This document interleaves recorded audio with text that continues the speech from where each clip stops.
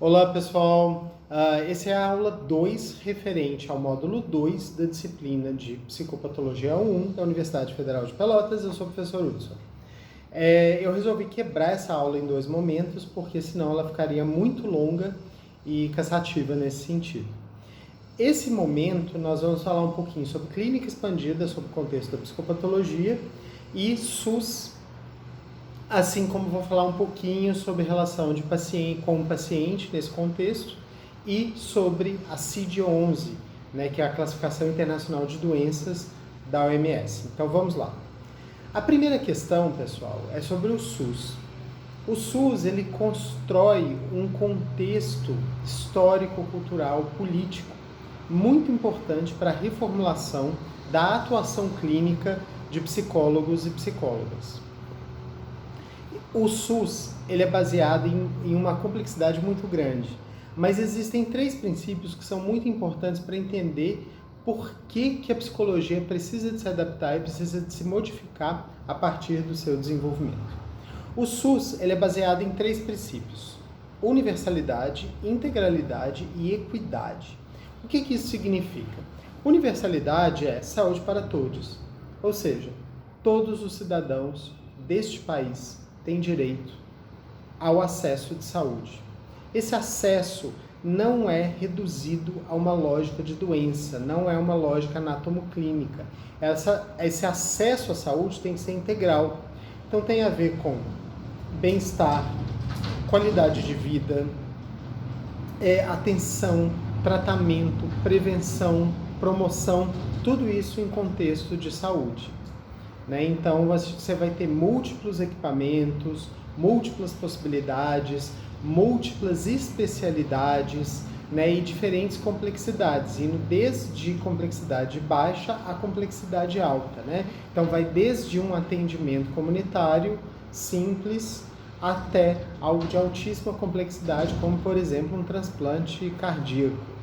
Então você vai ter tudo isso a fim de alcançar indicadores de direitos humanos, qualidade, dignidade humana. E o terceiro, que é a equidade, as pessoas elas são diferentes e nós existimos num contexto de muita desigualdade. Para a gente gerar acessos iguais, nós temos que reconhecer as especificidades de pessoas e de determinados grupos para criar políticas específicas tratando pessoas diferentes de modo diferente, a fim de garantir o mesmo acesso.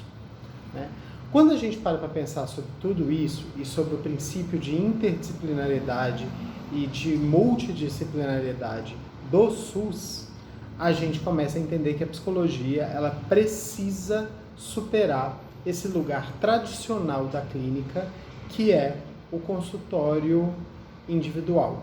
Não tem nenhum problema com o consultório individual, mas ele não pode ser hegemônico. Tem que ter outras possibilidades de atuação e elas são muitas.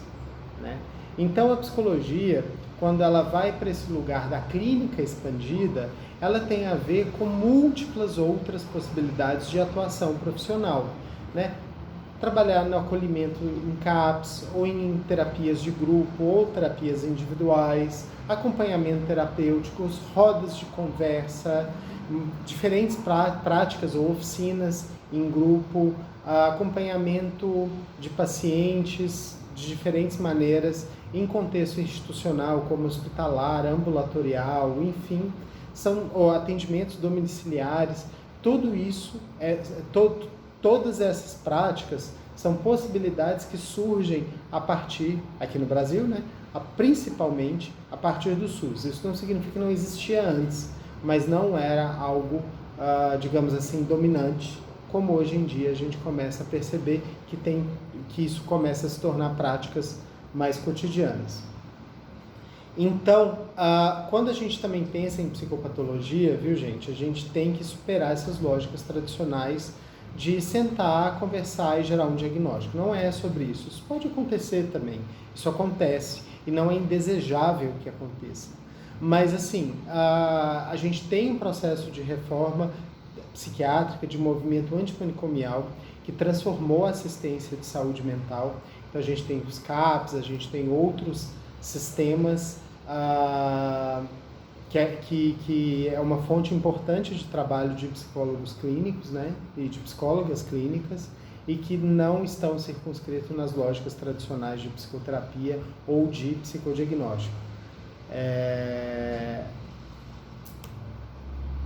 E aí, a gente tem que também pensar esse encontro com o paciente, né? Eu falei para vocês do rapport muito brevemente, mas eu acho que tem uma coisa que é mais importante. Eu vou chamar a atenção para um elemento que geralmente é discutido dentro do contexto da fenomenologia, que é a relação eu-tu.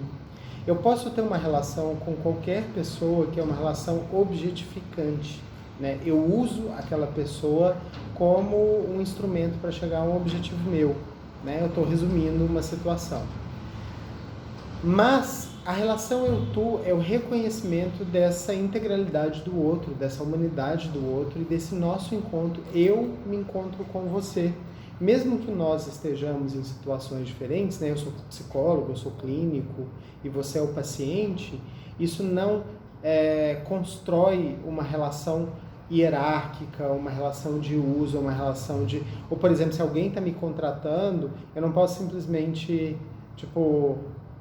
entregar um serviço que é só o desejo do outro, né? Eu tenho que pensar a construção da relação, de estabelecer isso de um modo ético, de um modo justificado do ponto de vista da minha profissão, da ciência, etc. e tal.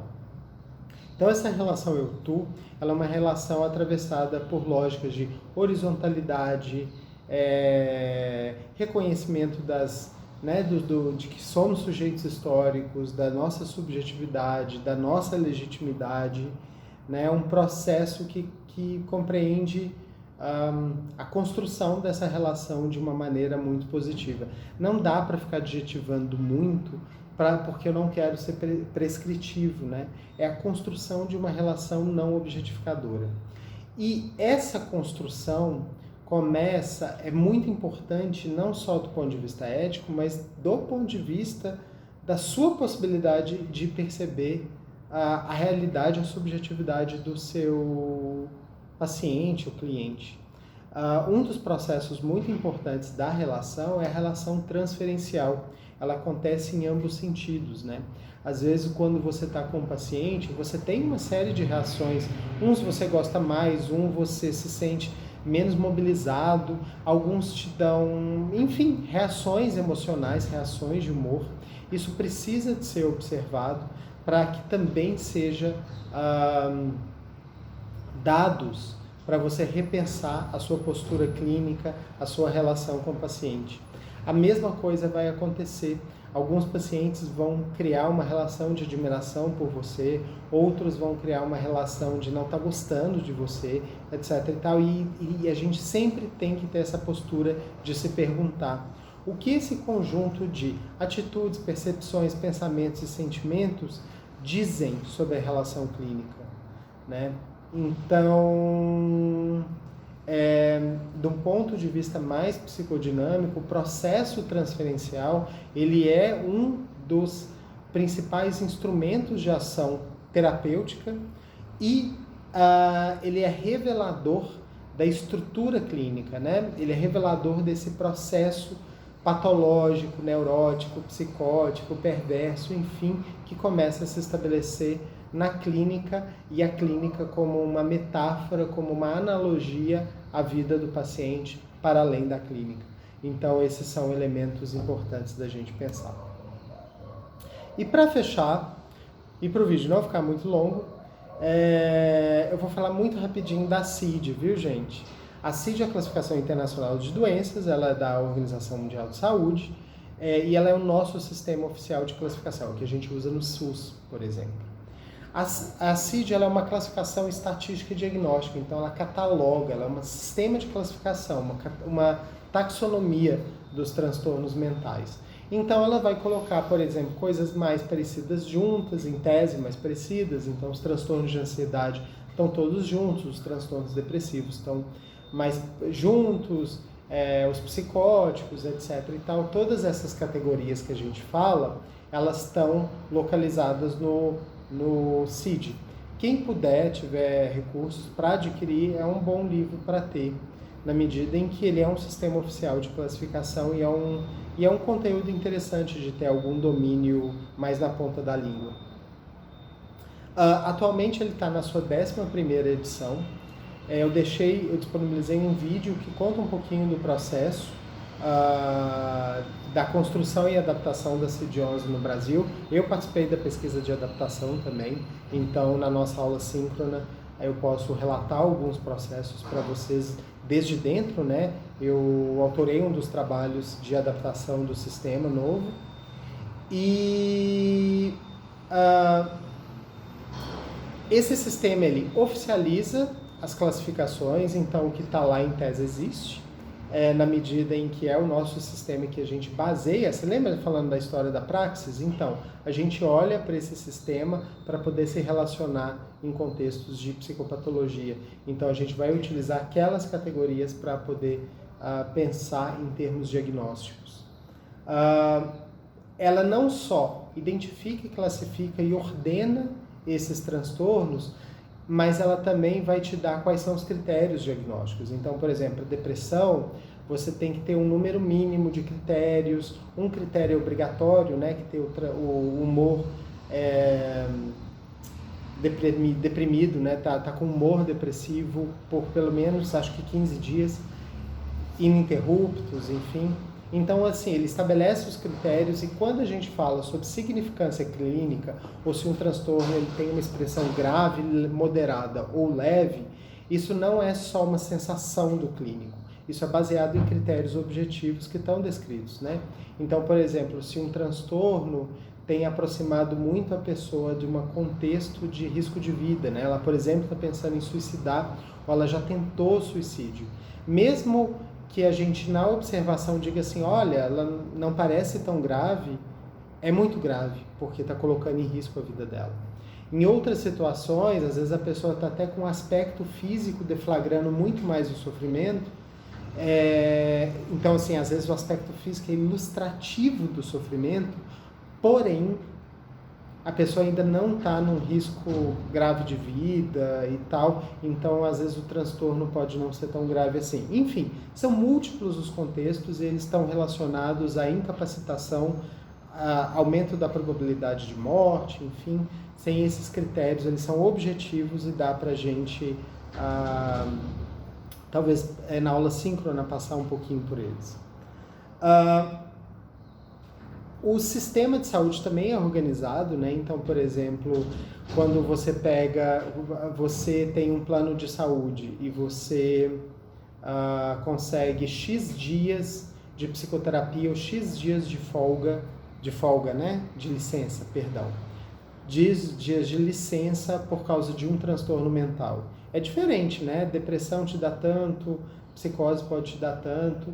Então, os próprios planos de saúde e o serviço público também, ele é pensado a partir dessas informações da Classificação Internacional de Doença. Então, ela organiza os processos de saúde. Ela orienta pesquisas. Quando a gente for ver pesquisas sobre psicopatologia, as pessoas estão avaliando a diferença entre transtorno depressivo maior e transtorno bipolar tipo 2. Né? Isso são classificações em psicopatologia da OMS ou, né, da Associação Americana de Psiquiatria, que é tão influente quanto. E são sistemas parecidos. Esses não são os únicos sistemas. Tá? A Cuba tem um sistema um pouco diferente. Na China também tem algumas diferenças, apesar de existir uma tendência à convergência para modelo único. O que, na minha opinião, e a gente pode discutir isso, é ruim. Né? Por mais que facilite a comunicação, tem alguns sistemas que são muito interessantes. O sistema cubano é bem poderoso. E é parecido, mas tem alguns elementos diferentes. Tem um foco maior de saúde coletiva e tal, é mais desenvolvido nessa área. E a outra coisa importante desses sistemas de classificação é que ele equaliza a discussão. Se, por exemplo, psicólogos falam de uma maneira sobre psicopatologia, médicas e médicos falam de outra maneira, enfermeiros falam de outra maneira, como é que a gente trabalha do ponto de vista interdisciplinar? A gente precisa de ter definições razoavelmente comuns entendimentos próximos, ou pelo menos que consigam se comunicar, para a gente conseguir produzir coletivamente. Senão a gente pode... Enfim, acho que dificulta muito, poderia dificultar muito o trabalho de profissionais de saúde mental. Quando eu falo profissionais de saúde mental, eu não estou falando só das pessoas que estão ali na ponta, na assistência. Né?